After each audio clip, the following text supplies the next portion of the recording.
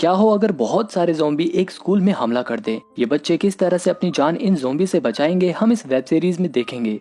Starting में हम देखते हैं कुछ बच्चों को जो एक बिल्डिंग के टेरिस पर एक लड़के को बहुत परेशान कर रहे थे। ये बुली गैंग जिस बच्चे को परेशान कर रही थी उस लड़के का नाम था जिनशू। बुली गैंग के लड़के जिनशू को खूब मारते हैं। इसी बीच जिनशू बिल्डिंग की छत से नीचे गिर जाता है। इसके बाद सीन बदलता है और हम देखते हैं मिस्टर ली को। मिस्टर ली जिनशू के फादर हैं। जिनशू अपने पिता से कहता है कि मैं उन्हें मार डालना चाहता था। मिस्टर ली कहते हैं कि कोई बात नहीं बेटे, सब ठीक हो जाएगा। जब भी जिनशू के शरीर में कुछ अजीब सा होने लगता है, उसका पूरा शरीर टूटने लगता है। यहाँ पर मिस्टर ली को देखकर साफ लग रहा था कि कुछ ना कुछ तो सस्पिशियस जरूर था। जिनशू की खराब हालत को देखकर मिस्टर ली कहते हैं कि मुझे माफ कर देना मेरे बेटे, और फिर मिस्टर ली उसे मार डालते हैं। इसके बाद मिस्टर ली जिनशू की बॉडी को एक बैग में भरकर ठिकाने लगाने जा रहे थे, लेकिन यहाँ पर हमें पता चलता है कि जिनशू अभी मरा नहीं था। सीन बदलता है और हम ह्योसन हाई स्कूल नाम के स्कूल का सीन देखते हैं जिसमें जिनशू भी पढ़ता था। यहाँ स्कूल के सभी स्टूडेंट अपने अपने कामों में लगे हुए थे, अपनी अपनी एक्टिविटीज कर रहे थे। इसके बाद हम देखते हैं एक लड़की को जिसका नाम था योनजो। ये भी उसी बुली गैंग के साथ रहती थी जो जिनशू को परेशान किया करते थे। यहाँ पर योनजू को कोई आवाज सुनाई देती है। उस जगह पर जाकर देखने पर उसे एक बॉक्स में चूहा दिखता है। वो चूहा योनजू को काट लेता है। जब भी वहाँ पर मिस्टर ली भी आ जाते हैं, क्योंकि मिस्टर ली इसी स्कूल के साइंस की टीचर हैं। जैसे ही मिस्टर ली को ये पता चलता है कि योनजू को चूहे ने काट लिया है, वो योनजू को लैब में ही कैद कर लेते हैं। इसके बाद हम देखते हैं च्योंगशन और जेनशू को। ये दोनों काफी अच्छे दोस्त हैं। इसके बाद हम ओंजो और उसकी सहेली इशाक को भी देखते हैं। च्योंगशन और ओंजो भी काफी अच्छे दोस्त हैं। इसके बाद ये सभी च्योंगशन के पेरेंट्स के रेस्टोरेंट में जाकर मस्त चिकन डिश एंजॉय करते हैं। यहाँ पर ये सभी आपस में बात करते हैं कि जिनशू कई दिनों से दिखाई नहीं दे रहा, कहीं वो किडनैप तो नहीं हो गया। अगले दिन स्कूल खुलता है और सभी बच्चे स्कूल जा रहे हैं। इन्हीं की क्लास में एक और स्टूडेंट था जिसका नाम था शुयोग। यहाँ पर वो देखता है कि बुली गैंग एक लड़के और एक लड़की को अपने अड्डे पर ले जाकर उन्हें बुली करने लगते हैं। बुली गैंग के लड़के इस लड़के को खूब मारते हैं और इसकी दोस्त की न्यूड वीडियो भी बना लेते हैं और उसे सेक्सुअली हराश भी करते हैं। ओंजो अपनी क्लास के लड़के शुयोग को काफी पसंद करती थी। उसकी नजर हमेशा शुयोग पर ही रहती थी। थोड़ी देर में क्लास स्टार्ट होती है और टीचर इनसे पूछती है कि क्या किसी ने योंजू को देखा है। उसका कल से कुछ पता नहीं चल रहा, लेकिन किसी को भी उसके बारे में कुछ मालूम नहीं था और पता भी कैसे चलता, क्योंकि उसे तो मिस्टर ली ने साइंस लैब में कैद कर रखा था। इधर योंजू की हालत बहुत ज्यादा खराब हो गई थी और वो अपने हाथों में लगे लॉक को तोड़ देती है। इसके बाद हम क्लास का सीन देखते हैं जहाँ पर एक टीचर बच्चों को पढ़ा रही थी। जब एक लड़की के पेट में कुछ प्रॉब्लम लग रही थी, इसलिए वो टॉयलेट चली जाती है। क्लास के बीच में ही थोड़ी देर बाद योंजू यहाँ पर आ जाती है। उसकी हालत को देखकर क्लास के सभी बच्चे एकदम हैरान हो जाते हैं। यहाँ पर योंजू सबको बताती है कि मिस्टर ली ने मुझे कैद करके रखा था और उन्होंने मुझे पता नहीं कौन कौन से इंजेक्शन लगाए। टीचर शुयोग, ओंजो और उसके दोस्तों की हेल्प से योंजू को स्कूल के फर्स्ट एड रूम में लेकर जाती है। डॉक्टर फटाफट उसका इलाज शुरू कर देती है, लेकिन योंजू की हालत काफी ज्यादा खराब थी, इसलिए डॉक्टर उसे इंजेक्शन लगा देती है और उसे हॉस्पिटलाइज करने के लिए एम्बुलेंस को कॉल कर देती है। इसके बाद स्कूल में एम्बुलेंस आ जाती है और योंजू को लेकर हॉस्पिटल की ओर निकल जाती है। इसके बाद क्लास में जाते जाते ओंजो शुयोग को डेट पर चलने के लिए ऑफर करती है। शुयोग कहता है कि तुम तो च्योंगशन को डेट कर रही हो ना। ओंजो कहती है कि नहीं नहीं, हम तो सिर्फ अच्छे दोस्त हैं, बस और कुछ नहीं। इधर टीचर और प्रिंसिपल इस पूरे मैटर के बारे में मिस्टर ली से बात कर रहे थे। जब भी वहाँ पर क्लास टीचर के बुलाने पर पुलिस और डिटेक्टिव की टीम भी आ जाती है और मिस्टर ली को गिरफ्तार कर लेती है। वहीं स्कूल की डॉक्टर को ये पता चलता है कि जब वो योंजू को इंजेक्शन लगा रही थी तभी योंजू ने उनके हाथ पर काट लिया, इसलिए उनके हाथ में काफी पेन हो रहा था और देखते ही देखते उस डॉक्टर की भी हालत बहुत ज्यादा खराब हो जाती है। इसके बाद हम देखते हैं कि स्कूल में लंच हो गया है और सभी बच्चे अपनी क्लास से बाहर निकल गए हैं। कैंटीन में ओंजो अपनी सहेली इशा को बताती है कि वो शुयोग को पसंद करने लगी है।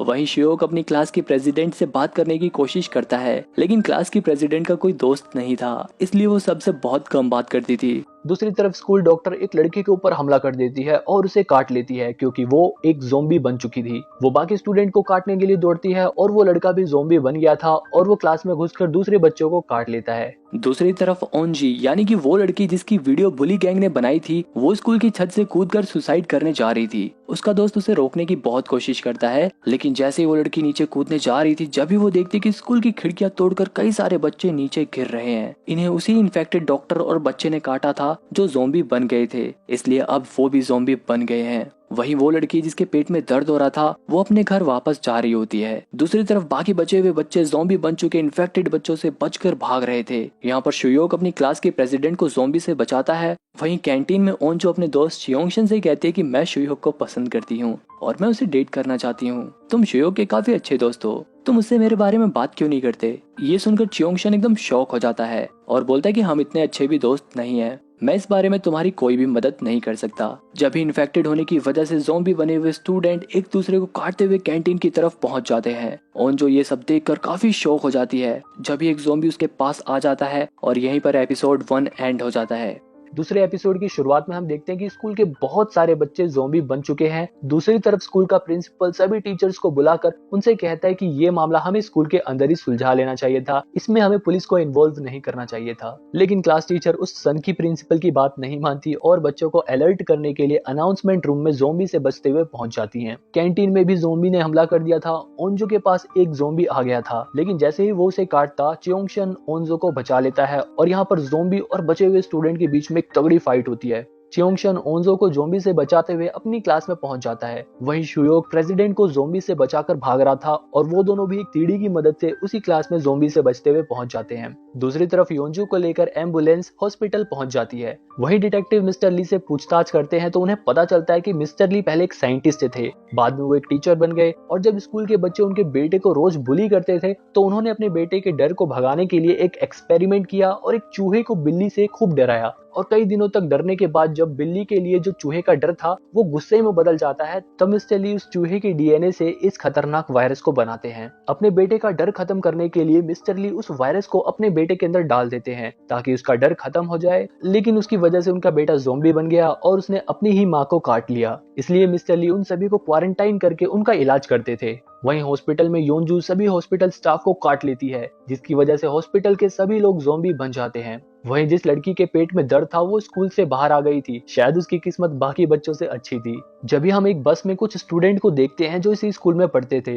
ये सभी स्टूडेंट एथलीट थे और ये सभी कंपटीशन के लिए बाहर गए थे, लेकिन कंपटीशन खत्म होने के बाद ये सभी वापस स्कूल में आते हैं तो यहाँ का हाल एकदम खराब देखते हैं। वहीं क्लास में जो बच्चे ज़ॉम्बी से बचकर छुपे हुए थे वो मदद के लिए पुलिस के पास फोन करते हैं, लेकिन पुलिस को उनकी ज़ॉम्बी वाली बात एक मजाक लगती है। इसलिए ओंजो अपने फादर को कॉल करके स्कूल में बुला लेती है क्योंकि उसके फादर इमरजेंसी सर्विस में काम करते थे। थोड़ी देर बाद क्लास में बच्चे एक टीचर को अंदर ले लेते हैं, लेकिन यहीं पर हो जाती है उनसे गलती, क्योंकि उस टीचर को ज़ॉम्बी ने काट लिया था और देखते ही देखते वो भी ज़ॉम्बी बन जाता है और उन सभी बच्चों के ऊपर अटैक कर देता है। इससे जान बचाने के लिए ये सभी क्लास से बाहर निकलकर दूसरी सेफ जगह ढूंढने लगते हैं और ज़ॉम्बी से फाइट करते हुए एक दूसरे सेफ रूम में पहुंचते हैं। लेकिन यहाँ पर ओंजो नोटिस करती है कि शुयोग बाहर ही रह गया। उन सभी को लगता है कि शुयोग अब ज़ॉम्बी बन जाएगा। वहीं स्कूल की छत पर वो दोनों बच्चे ये सारा खौफनाक सीन देख रहे थे। वहीं दूसरी तरफ स्कूल के वॉशरूम में कुछ बच्चों के ऊपर ज़ॉम्बी अटैक कर देते हैं, लेकिन आर्चरी करने वाले बच्चे जो कंपटीशन से आए थे वो अपने भाई को ढूंढने के लिए यहीं पर रुक जाती है और अपनी कमाल की तीरंदाजी से उन ज़ॉम्बी को मार डालती है।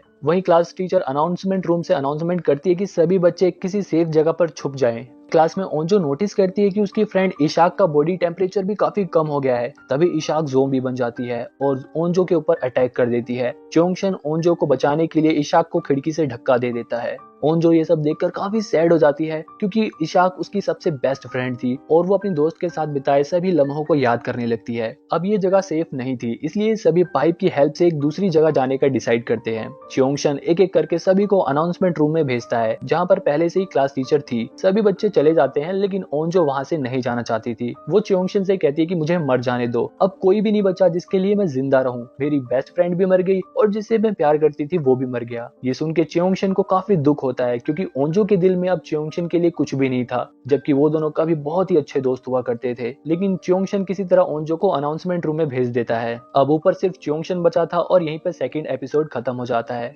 एपिसोड 3 में हम देखते हैं उसी लड़की को जिसके पेट में दर्द हो रहा था। यहाँ पे ये लड़की पब्लिक वॉशरूम में एक बच्चे को जन्म देती है और जैसे ही ये बाहर आके देखती है तो बाहर तो बहुत सारे ज़ॉम्बी थे, क्योंकि हॉस्पिटल और स्कूल की वजह से अब बहुत सारे लोगों में ज़ॉम्बी वायरस फैल चुका था। इसके बाद हम देखते हैं कि शुयोग जिंदा है और वो एक खिड़की से उतरने की कोशिश कर रहा था, जब भी उसे च्योंगशन उसी पाइप से नीचे उतरता हुआ दिखता है। इसके बाद च्योंगशन और शुयोग दोनों अनाउंसमेंट रूम में पहुंचते हैं। ओंजो शुयोग को जिंदा देखकर काफी खुश थी। जब भी रूम में उसी पाइप के जरिए एक ज़ॉम्बी आने वाला था, लेकिन च्योंगशन का दोस्त जैनशु उसे नीचे गिरा देता है और इसी चक्कर में उसे हल्की सी खरोच भी लग जाती है और उसकी नाक से भी खून निकलने लगता है। वहीं ओंजो के फादर अपनी रेस्क्यू टीम के साथ एक बिल्डिंग में कुछ हाई प्रोफाइल लोगों को रेस्क्यू करने के लिए पहुंच जाते हैं। इधर रूम में पिंक जैकेट वाली लड़की हमेशा च्योंगशन के दोस्त जेनशू से लड़ती थी और जब वो जेनशू की नाक से खून निकलता हुआ देखती है तो वो सबसे कहती है कि इसे अलग रूम में आइसोलेट रहने को कहा जाए। हालांकि जेनशू का खून ज़ोंबी की वजह से नहीं बल्कि किसी और चोट की वजह से निकल रहा था। वहीं बुली गैंग का वो बदमाश लड़का अभी भी कैंटीन में सरवाइव कर रहा था और अपनी जान बचाने के लिए वो ज़ोंबी के सामने दूसरे लोगों को फेंक देता था। दूसरी तरफ च्योंगशन की मॉम ने टीवी पर ये सब देख लिया था कि लोग ज़ोंबी बन रहे हैं और इसकी शुरुआत उनके बेटे के स्कूल से ही हुई है। इसके बाद वो फटाफट अपना स्कूटर उठाती है और अपने बेटे च्योंगशन को बचाने के लिए निकल जाती हैं। लेकिन बाहर तो पूरी सिटी का हाल खराब था, पूरी सिटी में मार्शल लॉ लागू हो गया था।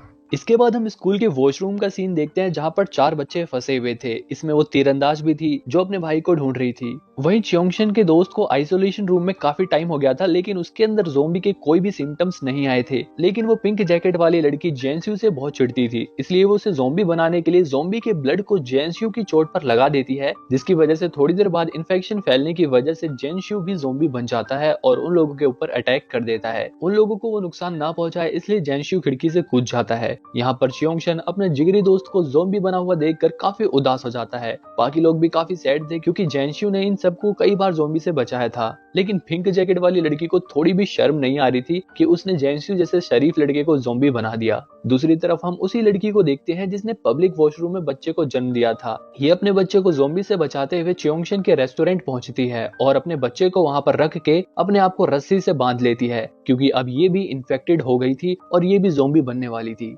वहीं रूम में सभी बच्चे काफी दुखी थे। क्लास की प्रेसिडेंट सबको बताती है कि पिंक जैकेट वाली लड़की ने ही जानबूझकर जेनशू की चोट पर ज़ोंबी का खून लगा दिया ताकि वो ज़ोंबी बन जाए और इसका बदला पूरा हो जाए। जैसे ही ये बात च्योंगशन को पता चलती है वो काफी गुस्से में आ जाता है और पिंक जैकेट वाली लड़की से बहस करने लगता है। पिंक जैकेट वाली लड़की गुस्से में आकर उस रूम से बाहर चली जाती है और क्लास टीचर उसे मनाने के लिए उसके पीछे पीछे चली जाती है और इनके पीछे भी बहुत सारे ज़ोंबी पड़ जाते हैं। यहीं पर ये वाला एपिसोड खत्म होता है। एपिसोड 4 की शुरुआत में हम देखते हैं एक ब्लॉगर को जो पूरी तैयारी के साथ अपने व्यूअर्स के लिए इस जगह पर फन करने के लिए आया था, अपनी वीडियो बनाने के लिए आया था। वही च्योंगशन की मॉम ज़ोंबी से बचते हुए किसी तरह च्योंगशन के स्कूल में घुस जाती है। यहाँ रूम में सभी स्टूडेंट काफी उदास थे। होन्जो और च्योंगशन आपस में अपने दोस्तों के खोने के बारे में बात कर रहे थे। च्योंगशन कहता है कि एटलीस्ट हमारी फैमिली बाहर सेफ तो है, लेकिन रात में उसके सामने ही उसकी माँ को ज़ोंबी काट लेते हैं और च्योंगशन ये सोच रहा था कि उसकी माँ घर पर सेफ है।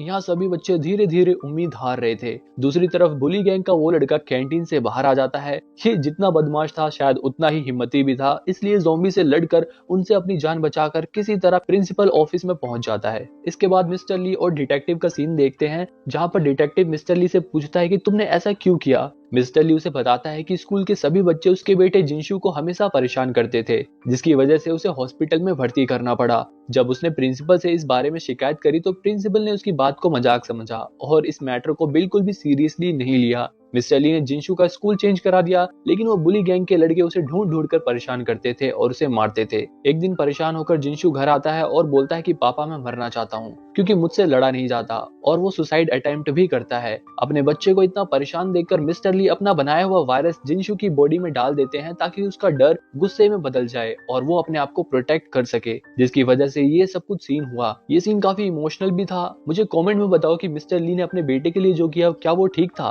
पुलिस स्टेशन में भी ज़ोंबी अटैक हो जाता है और वहां भी सभी लोग ज़ोंबी बन जाते हैं। डिटेक्टिव मिस्टर ली को लेकर सेफ जगह पर जा रहा था कि जब भी उनके सामने एक ज़ोंबी आ जाता है। डिटेक्टिव को बचाने के लिए मिस्टर ली खुद ही ज़ोंबी के सामने आ जाते हैं और ज़ोंबी बनते बनते डिटेक्टिव से कहते हैं कि इस वायरस का एंटीडोट का फॉर्मूला मेरे कंप्यूटर में तुम्हें मिलेगा जो कि स्कूल की साइंस लैब में है। इसके बाद डिटेक्टिव वहां से अपनी जान बचाकर भाग जाता है। अगले दिन सुबह होती है और सभी स्टूडेंट बड़ी उम्मीद लगाकर बैठे थे कि अब तो शायद कोई आएगा हमें बचाने, लेकिन उनको कोई भी हेल्प नहीं मिलती। यहाँ ये आपस में बातचीत करते हैं कि क्या हमें बाहर जाकर मदद मांगनी चाहिए या यहीं पर हमें वेट करना चाहिए, क्योंकि उनके पास ना ही कुछ खाने का सामान था और ना ही कुछ पीने के लिए था। वहीं वॉशरूम में फंसे बच्चे ये डिसाइड करते हैं कि अब उन्हें वॉशरूम से बाहर निकलना चाहिए। वहीं रूम में च्योंगशन सबसे कहता है कि मदद मांगने के लिए हमें फोन चाहिए होगा। सुयोक उन्हें बताता है कि फोन हमें स्कूल के स्टाफ रूम में मिल जाएगा। दूसरी तरफ स्कूल की छत पर ओनजी उस लड़के को मारने लगती है क्योंकि उस लड़के ने उससे एक बात छुपाई थी कि बुली गैंग वालों ने उस लड़की की जो न्यूड वीडियो बनाई थी उन्होंने उसे अपलोड करके आज सुबह के लिए स्केड्यूल कर रखा था। वो वीडियो पब्लिश ना हो जाए, इसलिए वो लड़की रूम में जाकर बुली गैंग के मोबाइल से वो वीडियो डिलीट करने का डिसाइड करती है और अकेले ही ज़ोंबी के बीच इस स्टाफ रूम में चली जाती है।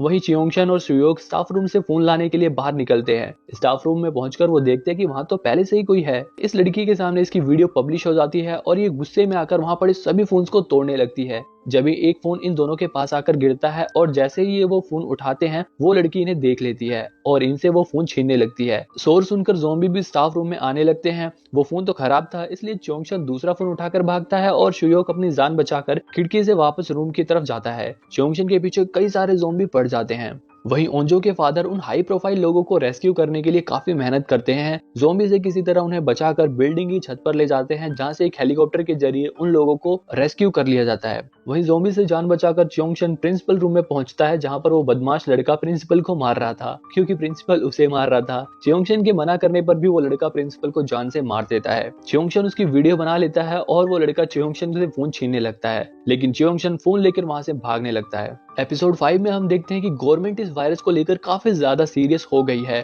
गवर्नमेंट मिलिट्री के साथ मिलकर प्लानिंग कर रही है। शुयोग वापस रूम में पहुंच जाता है, लेकिन च्योंगशन अभी तक फोन लेकर नहीं आया था, इसलिए ओंजो काफी परेशान थी। वहीं च्योंगशन भी भाग रहा था और बुली गैंग का बदमाश लड़का अभी भी उसका पीछा कर रहा था। ये लोग भागते भागते लाइब्रेरी में पहुंच जाते हैं, जहां फोन छीनने के चक्कर में वो बदमाश लड़का बुक शेल्फ से नीचे गिर जाता है और उसे बहुत सारे ज़ोंबी काट लेते हैं। च्योंगशन ज़ोंबी से बचते हुए पाइपलाइन के पास जाता है और वहां छुप जाता है। वहीं वॉशरूम में फंसे हुए 4 बच्चे ज़ोंबी को मारते हुए किसी तरह मेडिकल रूम में पहुंच जाते हैं। अब ये लोग मोबाइल या कंप्यूटर का यूज करके इंटरनेट पर कुछ सर्च करते हैं, मदद मांगने की कोशिश करते हैं, लेकिन यहाँ इनका प्लान फेल हो जाता है, क्योंकि गवर्नमेंट ने इंटरनेट और फोन कॉल पर बैन लगा दिया था, ताकि सिटी में कोई भी अफवाह ना फैले। वहीं ओंजो अपने दोस्त च्योंगशन के लिए काफी परेशान थी। च्योंगशन को ढूंढने के लिए ये लोग प्लान करते हैं कि ऊपर के रूम में जाकर वहां से ये लोग ड्रोन लाएंगे और ड्रोन की मदद से ये लोग च्योंगशन को ढूंढेंगे। वहीं डिटेक्टिव भी किसी तरह अपनी जान बचाकर ज़ोंबी से बचकर च्योंगशन के रेस्टोरेंट पहुंच जाता है। वहां उस न्यूबॉर्न बेबी को देखकर वो काफी हैरान था।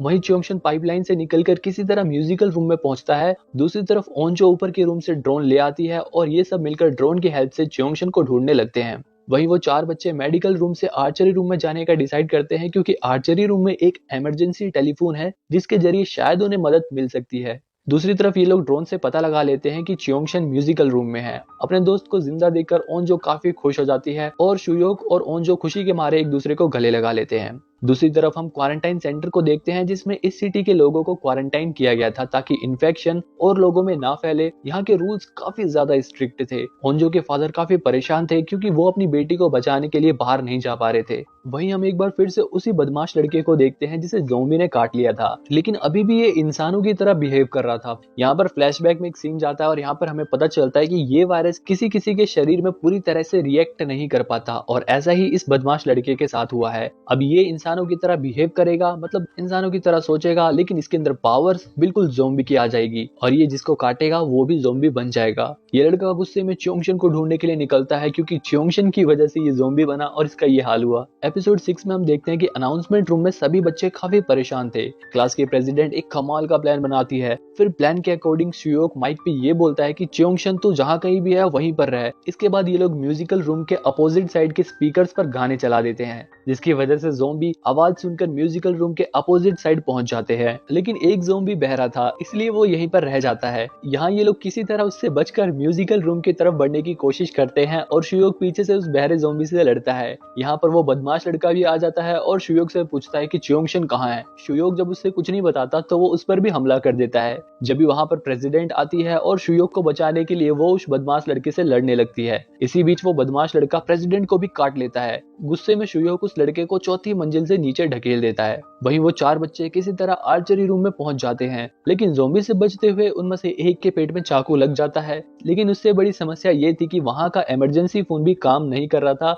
मतलब इनका ये प्लान भी फ्लॉप हो जाता है। दूसरी तरफ ये सभी लोग म्यूजिकल रूम में च्योंगशन के पास पहुंच जाते हैं। सभी च्योंगशन से मिलकर काफी खुश होते हैं, लेकिन जब उन्हें ये पता चलता है कि प्रेसिडेंट के हाथ पर उस बदमाश लड़के ने काट लिया है, तो ये लोग काफी डर जाते हैं, क्योंकि इन्हें लगता है कि अब ये भी ज़ोंबी बन जाएगी। वहीं क्वारंटाइन सेंटर में लोगों की जिंदगी काफी बदतर हो गई थी। ओंजो के फादर वहां से निकलकर अपनी बेटी को बचाना चाहते थे, इसलिए वो वहां के गार्ड को मारकर उसकी ड्रेस पहनकर वहां से भाग जाते हैं। च्योंगशन कहता है कि प्रेसिडेंट को उस बदमाश लड़के ने काट लिया है और अब ये भी ज़ोंबी बन जाएगी और हम सभी के लिए खतरा बन सकती है। लेकिन शियोक कहता है कि नहीं, प्रेसिडेंट को जिसने काटा वो ज़ोंबी नहीं बना था, इसलिए प्रेसिडेंट भी ज़ोंबी नहीं बनेगी। शियोक प्रेसिडेंट को पसंद करता था और वो ये नहीं चाहता था कि प्रेसिडेंट बाहर खतरे में जाए, लेकिन फिर भी ये लोग रिस्क नहीं लेना चाहते थे, इसलिए शियोक प्रेसिडेंट को अपने ही हाथों में बांध लेता है ताकि अगर वो इन्फेक्टेड भी हो तो वो और किसी को नुकसान ना पहुंचाए। यहाँ पर ये सभी बच्चे भूख प्यास से तड़प रहे थे। वहीं हम देखते हैं कि पिंक जैकेट वाली लड़की आराम से एक रूम में बैठ रखी है जिसमें बहुत सारी खाने पीने की चीजें हैं। वो खुद तो मजे से खा पी रही है, लेकिन अपने चिड़चिड़ेपन की वजह से वो दूसरों के बारे में बिल्कुल भी नहीं सोचती। बाकी लोग भले ही भूख से मर रहे हैं, उसे कोई फर्क नहीं पड़ रहा था।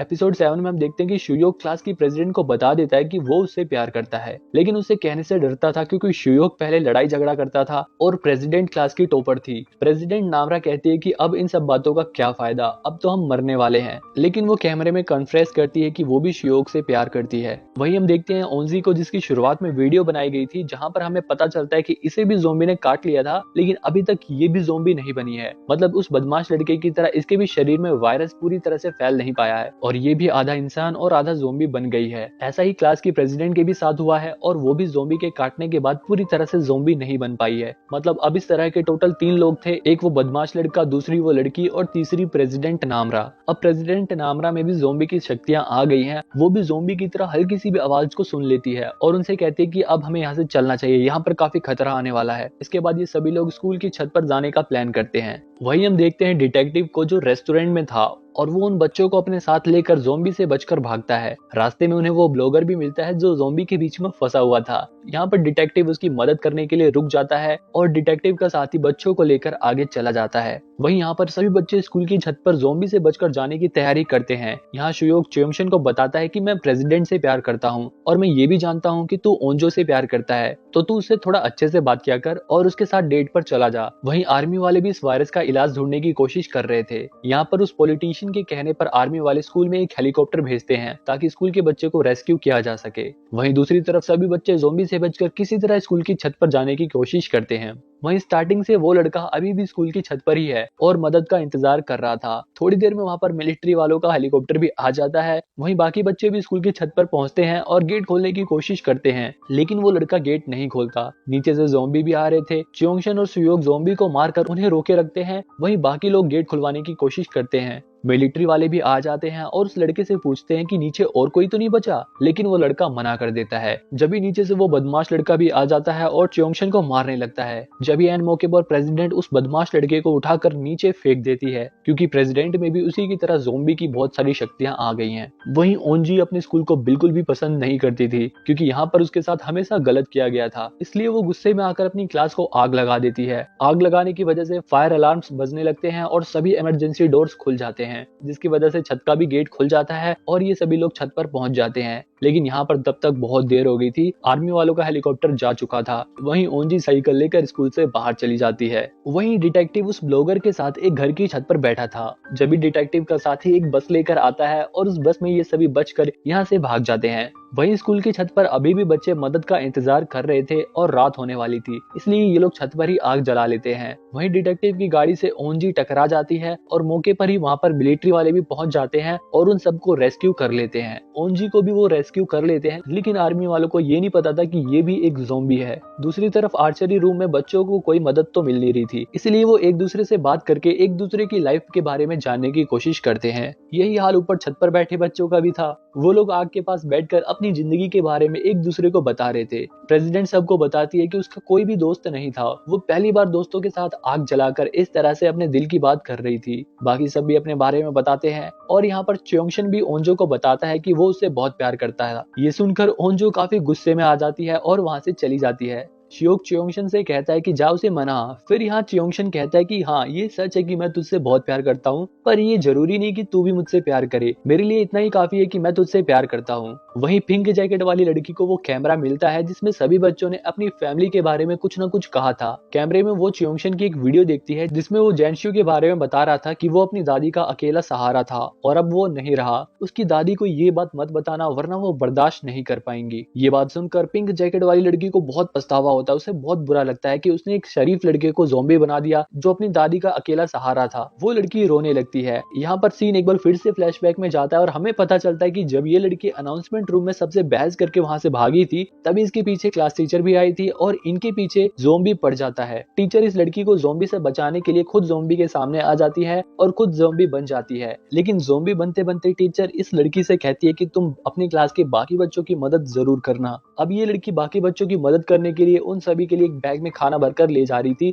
लेकिन जब यहाँ पर वो बुली गैंग का बदमाश लड़का आ जाता है और इसे बुरी तरह से काट लेता है। इसके बाद वो बदमाश लड़का पाइप के जरिए स्कूल की छत पर चढ़ जाता है और इन सभी के पास पहुंच जाता है और इनके ऊपर हमला कर देता है। वो लड़का सबको खूब मारता है, सबको उठा उठा के फेंकता है क्योंकि वो च्योंगशन से बदला लेना चाहता था और इसकी आंख निकालना चाहता था क्योंकि च्योंगशन ने उसकी आंख पर खून मार के उसकी आंख फोड़ दी थी। जब भी प्रेसिडेंट आती है और उस बदमाश लड़के को उठाकर छत से नीचे फेंक देती है लेकिन अभी भी वो बदमाश लड़का मरता नहीं है। दूसरी तरफ कैंप में डिटेक्टिव को रेस्क्यू करके ले जाया गया था और वो वहां पर सबको बताता है कि मिस्टर ली ने मुझे बताया था कि इस वायरस का एंटीडोट उनके कंप्यूटर में है जो कि स्कूल की साइंस लैब में है। इसके बाद आर्मी वाले उस कंप्यूटर से इंफॉर्मेशन कलेक्ट करने के लिए अपनी एक टीम को स्कूल में भेजते हैं। वहीं क्वारंटाइन कैंप में ओंजी उस लड़के से मिलती है जो उसके साथ छत पर था। उसे देखकर वो काफी गुस्से में आ जाती है क्योंकि उस लड़के ने उसकी एक बार भी मदद नहीं करी थी। थोड़ी देर में आर्मी वालों का हेलीकॉप्टर स्कूल की छत पर पहुंच जाता है। बच्चे हेलीकॉप्टर को देखकर काफी खुश होते हैं कि अब तो हम बच गए। लेकिन आर्मी वाले सबसे पहले मिस्टर ली के कंप्यूटर से इंफॉर्मेशन कलेक्ट करते हैं और फिर इन बच्चों को रेस्क्यू करने लगते हैं।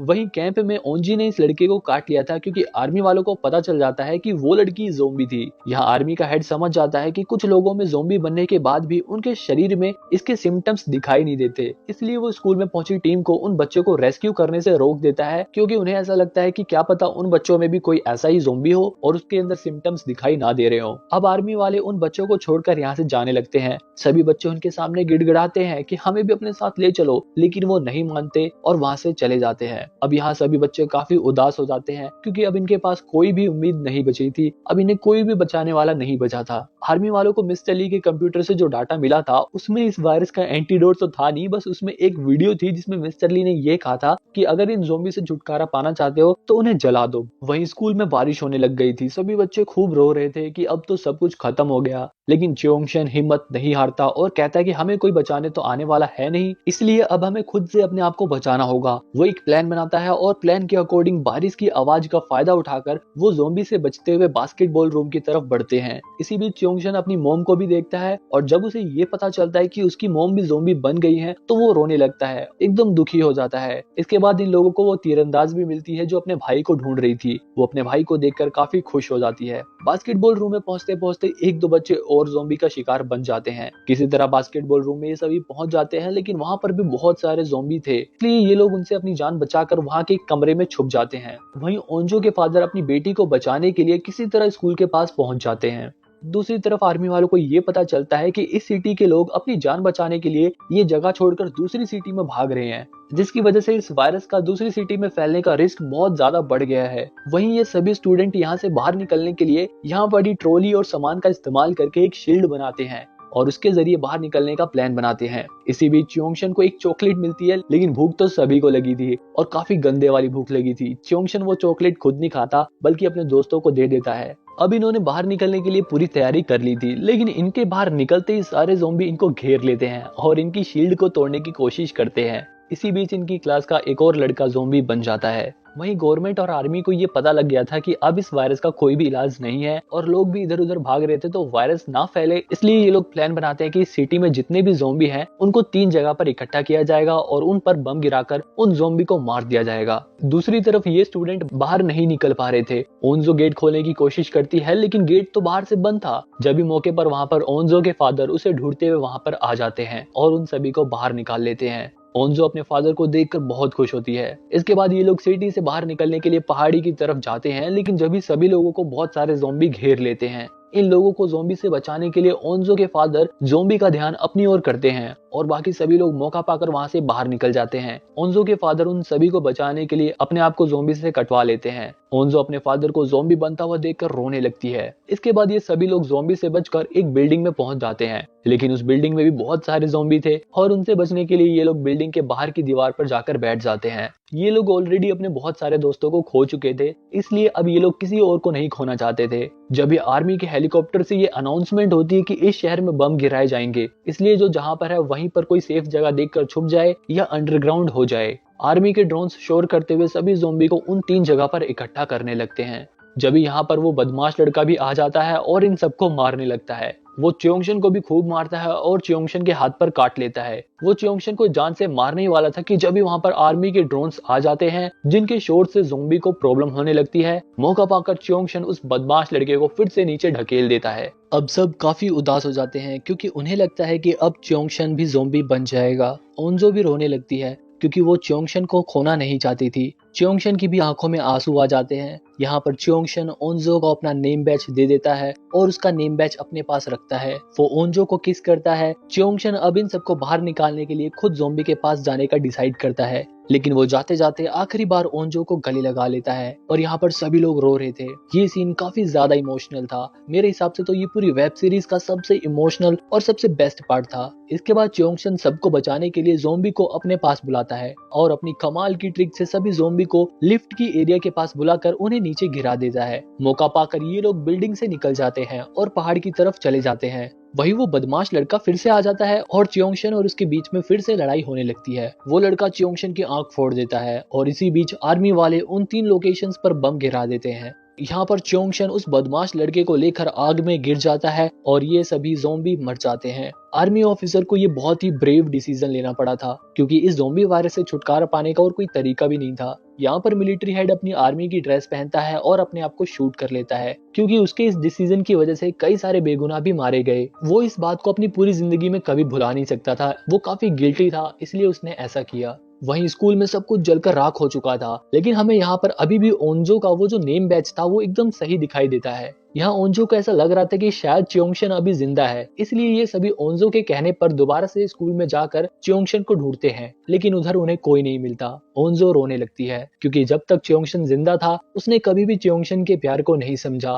लेकिन उसके जाने के बाद ओंजो उसके प्यार को समझ चुकी थी। इसके बाद ये सभी बच्चे वहां से चले जाते हैं। दूसरी तरफ आर्मी ऑफिसर शहर में बिल्डिंग को चेक कर रहे थे कि कहीं कोई ज़ॉम्बी बच तो नहीं गया। यहाँ पर आर्मी वालों को मिस्टर ली का बेटा जिनशु और उसकी बीवी भी मिलती है, जिसे वो लोग अपने साथ लेकर चले जाते हैं। वहीं बाकी सभी स्टूडेंट जंगल से वापस सिटी में आ गए थे, लेकिन यहाँ पर प्रेसिडेंट नामरा को ये पता चलता है कि उनके पीछे बहुत सारे ज़ॉम्बी आ रहे हैं। इसके बाद वो सभी लोग वहां पड़े सामान को लेकर ज़ॉम्बी से लड़ने के लिए तैयार हो जाते हैं। जैसे ही ज़ॉम्बी आते हैं ये लोग उनसे लड़ने लगते हैं, लेकिन इसी बीच ज़ॉम्बी तीरंदाज के भाई को काट लेता है और वो भी ज़ॉम्बी बन जाता है। यहाँ पर प्रेसिडेंट एक बार फिर से उन लोगों को ज़ॉम्बी से बचाती है। सभी यहाँ से जाने लगते हैं, लेकिन प्रेसिडेंट के अंदर का वायरस उस पर हावी होने लगता है, जिसकी वजह से प्रेसिडेंट अपनी बॉडी पर कंट्रोल नहीं कर पा रही थी और वो किसी को नुकसान ना पहुंचा दे, इसलिए वो उनसे अलग हो जाती है। इसके बाद ये सभी लोग आर्मी वालों के पास पहुंच जाते हैं। यहाँ पर सभी लोग अपने चाहने वाले को याद कर रहे थे। ओंजो अपने फादर को याद कर रही थी, तीरंदाज वाली लड़की अपने भाई को याद कर रही थी, लेकिन शुयोक अपने प्यार प्रेसिडेंट को याद नहीं कर रहा था, बल्कि वो अपने पक्के दोस्त च्योंगशन को याद कर रहा था। और याद भी क्यों ना करे, क्योंकि च्योंगशन की वजह से ही आज ये लोग जिंदा हैं। च्योंगशन ने हर बार अपनी जान पर खेलकर इन लोगों को ज़ॉम्बी से बचाया। हर बार वो हर लड़ाई में च्योंगशन सबसे आगे रहता था और इन लोगों को ज़ॉम्बी से बचाता था। अगर आज ये लोग यहाँ पर हैं तो सिर्फ च्योंगशन की ही वजह से हैं। अब ये सभी रेस्क्यू सेंटर में ही रहते हैं और धीरे धीरे काफी समय बीत जाता है और अब सब कुछ नॉर्मल भी हो चुका था। यहाँ पर हम एक बार फिर से ओंजो को देखते हैं जो कैंप की दीवार को फांद कर वापस पहाड़ी पर जाती है और वहाँ पर एक पेड़ होता है जिस पर मरे हुए लोगों के नाम लिखे हुए होते हैं। यहाँ पर च्योंगशन का भी नाम होता है। ओंजो उनके नाम के आगे बहुत सारी खाने पीने की चीजें रखती है। यहाँ से जाते हुए ओंजो एक बार अपने स्कूल को देखती है। यहाँ पर उसे अपने स्कूल की छत पर आग जलते हुए दिखाई देती है, जिसे देखकर वो हैरान हो जाती है और वो वापस कैंप में जाकर ये बात शुयोक को बताती है और वो शुयोक से अगले दिन वापस उसी जगह पर चलने को कहती है। शुयोक बाकी लोगों को भी बुला कर लाता है और ये सभी लोग अगले दिन इसी समय आग आकर स्कूल की तरफ देखते हैं तो इन्हें स्कूल की छत पर आग जलते हुए दिखती है। इन्हें लगता है कि शायद प्रेसिडेंट नामरा अभी भी जिंदा है। ये सभी उसे ढूंढने के लिए वापस स्कूल की छत पर जाते हैं। स्कूल की छत पर पहुंचते ही जैसा कि इन्होंने सोचा था वहां पर प्रेसिडेंट थी। प्रेसिडेंट ने ज़ॉम्बी बनने के बावजूद अपने शरीर पर अच्छे से काबू कर लिया था। वो बहुत खुश थी कि इन जैसे लोग उसके दोस्त बने, लेकिन अब वो उनके साथ नहीं जा सकती थी। वो कहती है कि यहाँ पर मेरे जैसे और भी लोग हैं। अगले ही पल वहां पर कोई आता है और प्रेसिडेंट उन सभी को गुड बाय बोलकर बिल्डिंग के नीचे कूद जाती है। अब छत पर कौन आया था जिसे देखकर ये लोग इतने शॉक हो जाते हैं, यहाँ पर हमें नहीं बताया गया है। शायद इसके आगे की कहानी हमें अगले सीजन में देखने को मिले, क्योंकि इस सीजन में कई सारे सवालों के साथ इस सीरीज को एंड किया गया है। जैसे वो नेम बैच बिल्कुल सही सलामत था, हो सकता है चोंगशन अभी जिंदा हो, और एपिसोड के आखिरी में ये लोग किसको देखकर शॉक हो गए थे। ऐसे बहुत सारे सवाल हैं जिनके जवाब हमें अगले सीजन में देखने को मिलेंगे। इस वीडियो को बनाने में बहुत मेहनत लगी है। अगर आपको ये वीडियो पसंद आए तो प्लीज लाइक करना और कमेंट में मुझे बताना कि आपको सबसे बेस्ट पार्ट कौन सा लगा।